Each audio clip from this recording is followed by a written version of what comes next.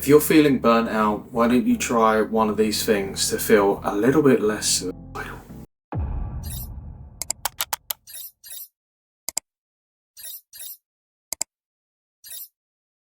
What's up guys, it's Mike from Drop It English here with another video to help you not jump out of a window, throw your laptop through a wall, punch a child in the face. Yes, it's a little bit of a different video because, as you may or may not know, my sense of humour, if you work with me one-to-one or you're familiar with my email newsletter, is probably a little bit less politically correct than it would be through, the general past interview videos and stuff like that. And I sent an email out on Friday just to my subscribers and people who bought our courses and stuff like that, and I said, look, if you're struggling with anything, let us know. And Chioma sent an email back just saying, I'm really struggling with self-care, and that hit a nerve for me because self-care is something that I've struggled with quite a lot over the years. For example, just feeling burnt out, feeling fearful, feeling angry. I know other people have identified it as feeling anxious, and I also tend to feel like I feel worthless, I feel hopeless,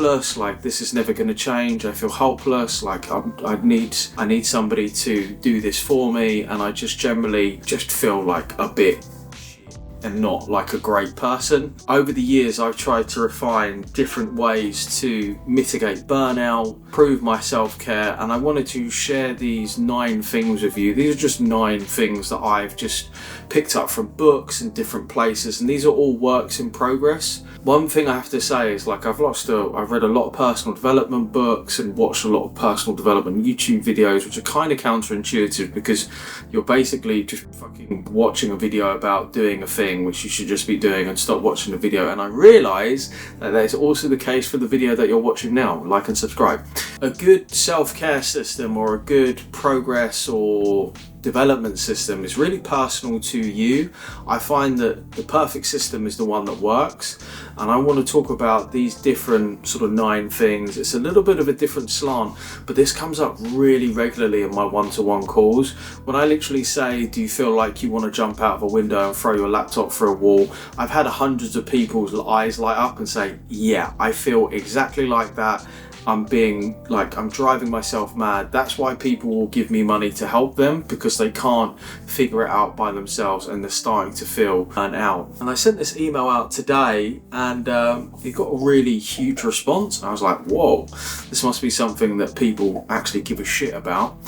So let me make it into a video as well. It also gives me a chance to test out my cool new lights. So, just saying. So here's the 9 things that I have picked up over time, and a little bit of backstory behind those things and why they've worked for me and how they came about.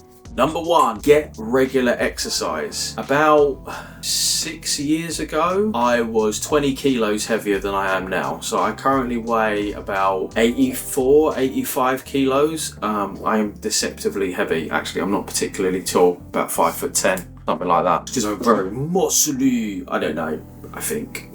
And I weighed 108 kilos, which was super overweight. I was quite fat, so now I have 32-inch jeans. Then I couldn't fit into 46-inch jeans, and I went to the doctor, and I'm of Southeast Asian heritage. I had a blood test. The nurse come back and sat me down and said, listen, you're pre-diabetic. If you don't sort your life out, you're going to get diabetes and ruin your life. And it just scared the shit out of me. Like, I had that perfect moment of clarity where I listened. I started just exercising more. The reason why I stopped exercising is not because I hated it, but just because I got really busy and I didn't prioritize it. That kind of thing about exercise is when you don't exercise, you feel tired, so you can't be bothered to go to the gym. And it's James Clear talks about it in Atomic Habits. It's like that decision between coming home knowing that you're going to sit on the couch and get a takeaway, or going straight from home to the gym, and systematizing like that. And the way that I started was couch to 5k. I was doing that 3 times a week, and then I went a bit mental, and then I was exercising all the time and running all the time, and I'd run like 30-40 miles a week. It's not great because you get injured if you don't stretch. But what I found is getting regular exercise just helps me to feel energized. It just helps me to feel connected. I have gone through phases where I've exercised every single day, but the minimum I do is sort of, I would say 2 or 3 times a week. And I really like doing team stuff more than solo stuff. So I do martial arts. I've practiced Krav Maga for about 6 years, and I also teach it now, and I like it because it just keeps me, it just keeps me active, and it helps me to go down and see my club and meet other people, and also play football most weeks. And I find that really helps because it's a good opportunity for me to socialise as well. It's not that I don't like the gym, I just go through phases. And what I've learned with exercise is you've got to find what works for you. If you don't like playing football, don't do that. Maybe you like hiking, maybe you like to play golf, maybe you want to go paddleboarding. Find something that you enjoy and you're going to look forward to. If you already don't like it, then the chances are that you're not going to continue it, because, why would you go and do something that you don't want to do and then kind of also do exercise? Makes no sense. Make it easier for yourself. Number 2, get out of the house. When I first started Job Ready English in 2020, I started at my dining room table. It was also just before lockdown. Actually, it was the first 6 months of lockdown. So from like March to August, I didn't really leave the house. I mean, sometimes I go for a walk just because I was dying of boredom, or I talk to my next door neighbour over the fence or something like that. But a lot of times when I talk to particularly graduate students, I'd be like, do you get out of the house? And now the mad thing is you kind of don't have to. You can just sit on Zoom calls and FaceTime people and text message and social media. I often think technology gives the illusion of connection when really it's not connection. A FaceTime call is not the same as meeting a friend of mine for coffee. Like a friend of mine today popped up to the office, had coffee, we had lunch. There's nothing quite like it. Like that's real solid connection. And this also ties into one of my other points, but just getting out of the house could be just going for a walk. I have a dog, that's really helpful. The sound in the background is the dog chewing a bone. Just going for regular walks, getting some fresh air. Nature really does refresh and rejuvenate. There's been tons of scientific studies about how good it is for us to just get into a natural environment and just really just force ourselves to do something. And again, do it in a small way, but just trying to get out of the house, go and meet friends, planning in fun stuff to do. A lot of times as well with burnout, what I tend to find is I get burnt out because basically I'm just constantly doing things and I'm not just having fun. Number 3, screens all the time are bad. So kind of tying back into number 2, if I would find that either I'm on my phone or I'm on a laptop or I'm on an iPad or I'm on, oh my god, like just so many screens. I try to do low tech stuff wherever I can, which is exercise. Seeing people. Reading is a really good one to do, particularly just before you're going to bed. Having that kind of nighttime routine which allows you to get a decent night's sleep. There was a time when I had a Whoop band and also I had a Fitbit.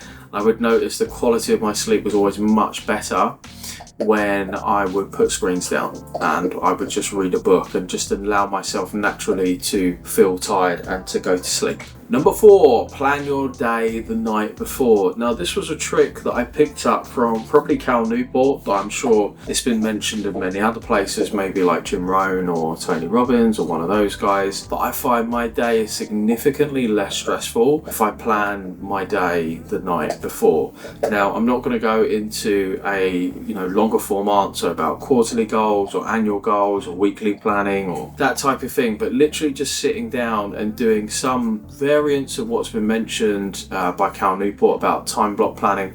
I mean, really time block planning is just writing out what you're going to do every hour. It's no more complicated than that, to be frankly honest with you, but just kind of saying, right, what time am I going to get up? What am I going to do in these different hours? And these are just rough approximations. This is also for you to have a really good idea of what you're going to be doing, and therefore you understand what you can say no to, because actually a lot of what I find my levels of just general stress or feeling like my face is melting, it's just because I just have far too many things going on and I am accepting just way too much information, and it just makes me feel like I'm starting to have some sort of nervous breakdown. So by saying no, say for example I am going to be writing a new book, I would just sit there and say, right, for 3 hours this is all I can do is write this book.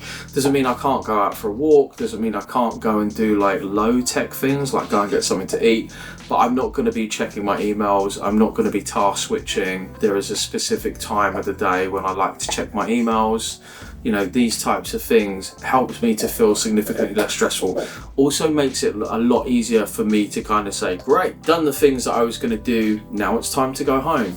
Because what I'm certainly a sucker for doing is going, well, I've done all these things, I might as well do more stuff. And then I just get caught in a loop, and before I know it, it's 8 p.m. and I'm still in the office, and I wonder why it feels like I want to just burst into tears and crawl under my desk. Number 5, stop eating shit. When I really blew up, like with my weight, and I was really unhealthy, my skin was terrible, my general demeanor was not good, and also my levels of energy were really low. What I would find myself doing, I was living with an ex-girlfriend at the time. You know, I'd go and pick her up from the station. She worked at for one of the big 4 up in London. And I would pick her up, basically come back, and we would just order takeaway. So I'd just end up just eating shit food. I'd eat shit food for lunch, and funnily enough, I just felt like shit. So what I tend to do now is I tend to batch cook. Because God, is it so much cheaper. Though I'm very fortunate today that theoretically I could afford to do that every single day. Just order takeaway and stuff like that. It is an exorbitant waste of money. And my very frugal Asian mother would just slap me and just clap me in the face. Just be like, are you mad? Like, you spend more in a week than I would spend in a month or 2 months on food. And also it's just healthier. Quite like slow cooking at the minute, which is a weird thing. Just put loads of stuff into a slow cooker. They cost about, I got one on sale for about £70. I think they cost about £100, but they're brilliant because you can just put loads of stuff in, put the water in, put it on, that's it. It requires minimum fuss, minimum effort. I have tried like HelloFresh, Go, EatDinner.com, I don't even know what they're called, but I know I tried HelloFresh, but it was just long, bruv. Like, I was just like, I don't have the time to cook. I don't have the energy to cook. I just don't want to cook. And that's the thing, you really have to be honest with yourself. I have found I have gone through phases where I've tried to like really force myself to do this thing because it's the right thing to do, because some guy said it on YouTube, and I just can't be fucking bothered. Like, I just don't want to do it. No, I don't want to cook. Like, thanks HelloFresh, it looks great, but there's about 6,000 different packets, and the thing, and the instructions, and the cleaning, and putting everything, nah. So I just like to batch cook. If not, I would just get a big pot, cook loads of chili, or loads of chicken, or loads of something. Then I'd have like microwave rice. And is it ideal? No, but it's just really, I just like simple, and I like to do things which work in my schedule and work for me. So I'm not suggesting that you do that. I've just found that that really helps, because otherwise, like, it's an additional decision that I don't really want to make. And it helps me to not feel burnt out, because I can just go home and just relax, just rest, and not be thinking about, oh, I've got to cook myself like a 5-course meal tomorrow for lunch. Number 6, drink more water. This is still an ongoing battle for me. I remember picking this up, you know, it's been mentioned everywhere, like, drink more water, water's good, you're like 98% water. That's not science. But I tend to find if I've got a headache, if I'm feeling a little bit groggy, this was actually written in Cal Newport's How to Be a Straight A Student. He was just like, just drink some water and you'll feel better, because your brain's tired and getting dehydrated like some sort of sponge, right? So yeah, just drink more water. You should drink 2 litres a day. I like to drink flavoured water, because I just don't, you know, it's not that I don't like regular water, it just doesn't entice me, if that makes sense. Because people be like, why couldn't you just drink regular water? You wouldn't have to think about it if you were doing it already, so you want to make it as easy as possible to do. So I like flavoured carbonated water. This is pineapple and passion fruit. It just makes me more likely to drink water. Yes, I could drink just regular tap water. I could drink squash. It just doesn't entice me. I'm just not that interested. So for you know, a couple of pounds, you know, every couple of days, I just buy a 12-pack of it, and it seems to sort of do the trick. Number 7, do less but better. Now, this kind of cascades and ties into number 8 and number 9. I had a mentor of mine, funnily enough, I spoke to him today, who used to be a management consultant for decades, started the North American arm of a management consulting firm, and he always used to say, do one thing and do it well. And it took me like 5 years to understand what he meant, because I'd always be doing 6 things or 4 things or 3 things, and eventually I just concentrated on sort of writing or making content, and you know, that's how my other businesses came about. But what this basically means, actually in a really simple way, is if you're writing your CV, just write your CV or do nothing. Don't check your phone, don't go and play a game on your computer, don't go and look at Snapchat, don't do anything else. Like literally just do that or do nothing. And Neil Gaiman, the famous sci-fi author, talks about it, just saying when he writes, he just does that, he does nothing. Roald Dahl famously would go and sit in a wooden shed at the end of his garden and just sit there with paper and pencil and write for 4 hours. He didn't necessarily write all the time, but he just did that because when you think about it, it's just super smart. Like, and the way to do that as well is what I will talk about in number 8 and number 9. Number 8, ignore what people say, believe what they do. So in the past, I have really been taken in by like people's advice and what to do and how to do things and whatever, and then gone, hold on, you're completely full of shit because your life is a fucking car crash and you just can't seem to get it together and you can't seem to be able to achieve anything. And I would say that's very much true for anybody watching me or me watching anybody else, which is why YouTube is kind of dangerous. Because somebody could sit on camera and appear to be like really with it and together, but they're not, if that makes sense. So I always say to people, find people who have the life that you want and then find out what they've done to get there. That's kind of the quickest way to get what you want. It's not the easiest way because inevitably the answer is going to be, I worked really fucking hard and it took a while and then I got lucky and then stuff happened. But you'll see that resilience, that grit, that hard work, that determination. I've certainly seen that from my friendship group. Kind of a caveat to this is you definitely are a sum total of the 5 people you spend the most time with, and all of my friends are richer than me. All of my friends are more successful than me. All of my friends are just generally better than me in most areas of my life, and I find that that's a really good friendship group to have. I definitely don't want to be the most successful, richest person within my friendship group. This is not good for me.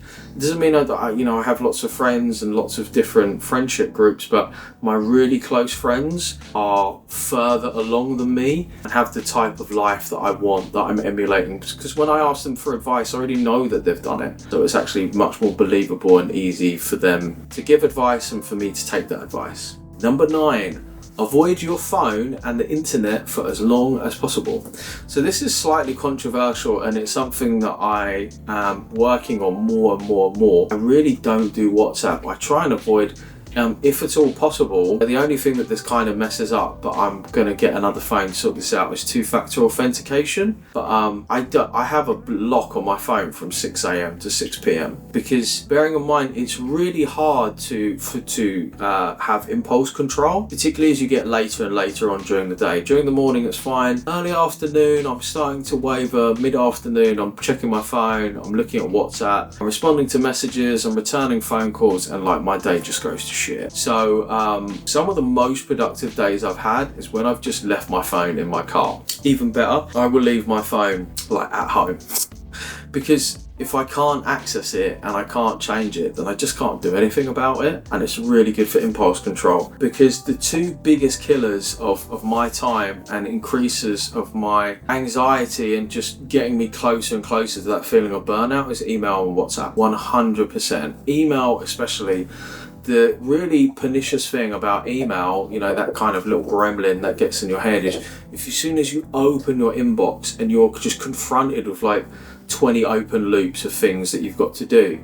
Now, unfortunately, as a business owner and as somebody with a team and with clients and blah, blah, blah, I can't avoid email. Though believe me, I would love to be able to do that. I think it's one of my all-time aspirations in life, just to have a PO box where people can send me mail, but just to have no email. I think that would be amazing. But until that time comes, I will make sure that I try to check my email once a day at the end of the day. And I must say this is highly aspirational. Some days I do that, most days I don't, but it's definitely something that I am working towards. In order to get better. Now you might think, well, all of these 9 things weren't just take it easy and have a break, but I find if you were doing all of these 9 things, then you're much less likely to get burnt out. You will take much better care of yourself because your mind will not be so busy. And underlying a lot of this stuff is really that kind of stoic or slow productivity mindset of just doing less, avoiding distraction, avoiding comfort to a certain extent. And technology plays a massively positive and negative role in my life. It has allowed me to grow a really quite successful business, but it is also just up my day. Like, if I do not mitigate the amount that I engage with technology, it will ruin my day. You know, I've had days when I've just felt so overwhelmed, I'm in bed by 6 p.m. And I don't say that as if to like say feel sorry for me.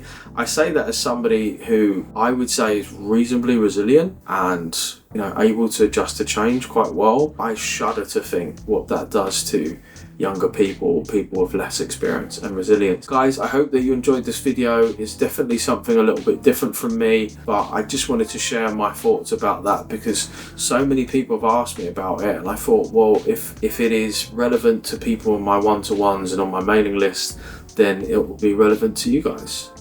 Bye.